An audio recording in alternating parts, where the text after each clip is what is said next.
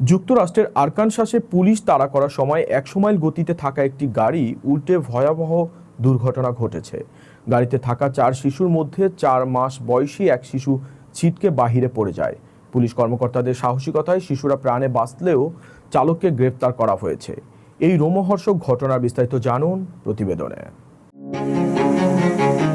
একটি চলন্ত গাড়ি, গতি ঘন্টায় 100 মাইলেরও বেশি, আর পেছনের সিটে বসা 4টি নিষ্পাপ শিশু, যাদের মধ্যে সবচেয়ে ছোটটির বয়স মাত্র 4 মাস।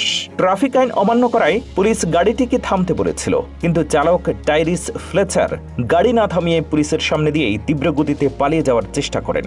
আরকানসাস স্টেট পুলিশের ড্যাশ ক্যামে ধরা পড়েছে সেই গা শিউরে ওঠা দৃশ্য। পুলিশ যখন ধাওয়া শুরু করে তখন তারা জানতই না যে ভেতরে শিশুরা রয়েছে।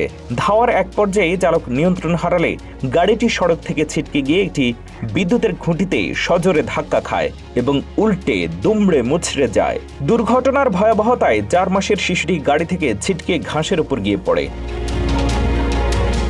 ভিডিওতে দেখা যায় ধোঁয়া ওঠা গাড়ি এবং ছিঁড়ে পড়া বৈদ্যুতিক তারের তোয়াক্কা না করে এক পুলিশ কর্মকর্তা ছুটে যান এবং ঘাসের উপর থেকে অলৌকিকভাবে বেঁচে যাওয়া অক্ষত শিশুটিকে বুকে জড়িয়ে নিরাপদ স্থানে সরিয়ে নেন।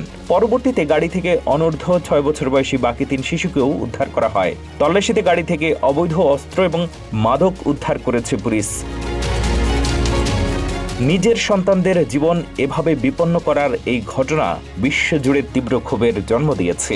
চালক ফ্লেচারকে গুরুতর শিশু নির্যাতন ও মাদক পাচারের অভিযোগে গ্রেফতার করা হয়েছে।